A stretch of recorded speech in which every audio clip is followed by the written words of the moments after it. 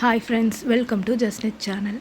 இன்றைக்கி அழகே அழகு சீரியலோட எபிசோட் தான் பார்க்க போகிறோம். வாங்க பார்க்கலாம். அதுக்கு முன்னாடி சேனலை சப்ஸ்கிரைப் பண்ணிக்கோங்க, மறக்காமல் பெல் ஐக்கானையும் கிளிக் பண்ணிக்கோங்க. ஃபஸ்ட்டு சீன் என்னென்னா, அவங்க அப்பா மயக்கம் போட்டு விழுந்துடுறாரு. மதி ஓடி போய் அவங்க அப்பாவை காப்பாற்றி கொண்டு போய் ஹாஸ்பிட்டலில் அட்மிட் பண்ணுறாங்க. ஹாஸ்பிட்டலில் அட்மிட் பண்ணோன்னா டாக்டர் என்ன சொல்கிறாங்கன்னா, அவருக்கு ஹார்ட் அட்டாக் அப்படின்னு சொல்கிறாங்க. உடனே மதியோட அம்மா ரொம்ப அழுகிறாங்க. அழுதுட்டு மதியை திட்டுறாங்க. இந்த பிரச்சனை எல்லாத்துக்குமே காரணம் நீ தான். நீ அமைதியாக இருந்திருந்தா அப்பாவும் நல்லா இருந்திருப்பாரு. நம்மளுக்கு வீடும் போயிருக்காது. எந்த பிரச்சனையும் இல்லாமல் நம்ம பாட்டுக்கு இருந்திருக்கலாம். போலீஸ்கிட்ட எல்லாம் எந்த வம்பு வச்சுக்காதுன்னு நான் உங்ககிட்ட ஆல்ரெடி சொன்னேன், நீ தான் கேட்கல அப்படின்னு சொல்லிட்டு மதியை திட்டுறாங்க. மதி அமைதியாக எதுவுமே பேசாமல் அமைதியாக இருக்காங்க. அதுக்கப்புறம் என்ன ஆகுதுன்னா, நர்ஸ் ஒரு 2 பேப்பர் கொடுக்குறாங்க. அந்த 2 ஷீட்லேயுமே பார்த்திங்கன்னா பில் மாதிரி இருக்குது. அதாவது அவங்க அப்பாவோட ட்ரீட்மெண்ட்டுக்கான பில்லு. ஸோ அதை பார்க்குறாங்க. அதுக்கான காசு நம்மக்கிட்ட இல்லைன்னு யோசிக்கிறாங்க. இப்போ புரியுதாடி, உங்ககிட்ட காசு கூட இல்லை அப்படின்னு சொல்லிட்டு அவங்க அம்மா மதியை திட்டுறாங்க. அப்போ தான் தங்கராஜ் வராரு. தங்கராஜ் நான் ஹெல்ப் பண்ணுறேன், இந்த காசெல்லாம் நான் கட்டுறேன், நீங்கள் ஒரே ஒரு விஷயம் மட்டும் பண்ணுங்கள், உங்கள் வீட்டுக்காரரை நான் காப்பாற்றுறேன் அப்படின்னு சொல்லிட்டு அவங்க அம்மா கிட்ட சொல்கிறாங்க.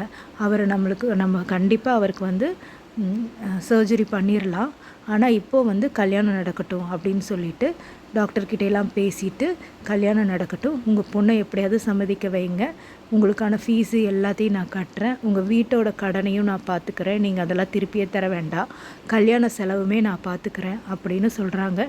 நீங்கள் உங்கள் பொண்ணை மட்டும் சம்மதிக்க வச்சு வாங்க மண்டபத்துக்கு போகலாம் அப்படின்னு கூப்பிடுறாரு தங்கராஜ்.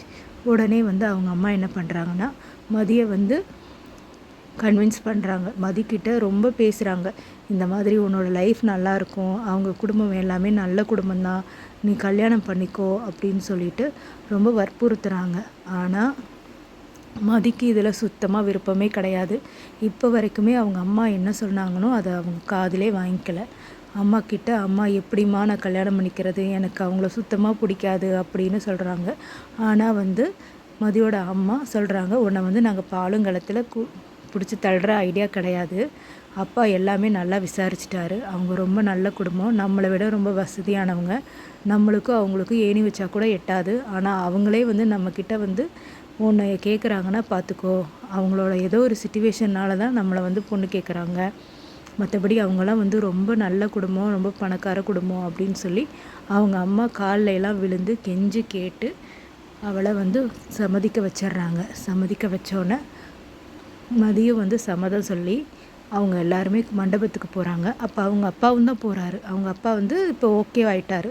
மேபி அது ஒரு வேளை ட்ராமாவாக இருக்கலாம், தங்கராஜோட ட்ராமாவா இல்லை அவங்க அப்பாவோட ட்ராமாவான்னு தெரியல, மதியை சம்மதிக்க வைக்கிறதுக்காக. பட் நல்லா தான் இருக்கார் அவர். அங்கே போயிட்டு மண்டபத்துக்கு கூட்டிகிட்டு போகிறாங்க. எல்லாரையும் கூட்டிகிட்டு போய் பேசுகிறாங்க. அப்போ தங்கராஜ் சொல்கிறாரு, இவங்க தான் பொண்ணோட அப்பா, அப்பாவுக்கு கொஞ்சம் உடம்பு சரியில்லை, இப்போ கொஞ்சம் பரவாயில்ல, நல்லா இருக்காரு அப்படின்னு சொல்லிட்டு அவங்கள ரூமுக்கு கூட்டிகிட்டு போங்க அப்படின்னு சொல்லிட்டு அனுப்பி வச்சிடுறாங்க.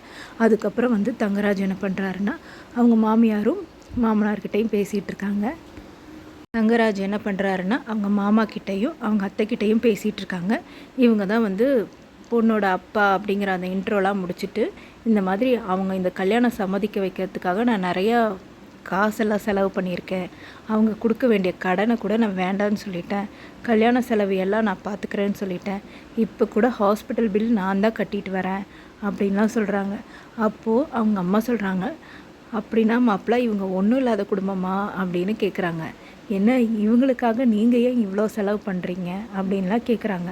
அதை கேட்டோன்னே தங்கராஜ் என்ன சொல்கிறாருன்னா, அத்தை நைட்லாம் தூங்காதனால ஏதோ வேறு மாதிரி பேசிகிட்டு இருக்காங்க அப்படின்னு சொல்கிறாரு. அதுக்கப்புறம் அந்த சீன் முடிஞ்சு மதியை ரூமுக்கு கூட்டிகிட்டு போயிருக்காங்க. ரூமில் அழகு மலர் இருக்காங்க, அப்புறம் சுரேஷோட அக்கா, இவங்கெல்லாம் பேசிகிட்டு இருக்காங்க. பேசும்போது சொல்கிறாங்க, மதி அமைதியாக தான் இருக்காங்க. அழகு மலரும் சுரேஷோட அக்காவும் அவங்க அம்மா கிட்ட சொல்கிறாங்க, நீங்கள் ஒன்றும் பயப்படாதீங்க, நாங்கள் பார்த்துக்குறோம், சுரேஷ் உன் கூட ப்ராப்ளம் பண்ணனால அவனை நீ வேறு மாதிரியெல்லாம் நினச்சிடாதம்மா, சுரேஷ் ரொம்ப நல்ல பையன்தான் அப்படின்னு சொல்லிட்டு அழகுமதி மதிக்கிட்ட அழகு மலர் சொல்கிறாங்க. ஆனால் அழகுமதி எந்த ரியாக்ஷனும் காட்டலை. அவங்க வந்து அமைதியாக இருக்காங்க. அழகு மலர் சொல்கிறாங்க, உங்களை அழகுமதி என்ன இருந்தாலும் கொஞ்சம் டல்லாக தான் உட்காந்துருக்காங்க. அதுக்கப்புறம் அதோட அந்த சீன் முடியுது. நெக்ஸ்ட் சீன் நாளைக்கு பார்க்கலாம். By by. தேங்க்யூ ஃபார் வாட்சிங்.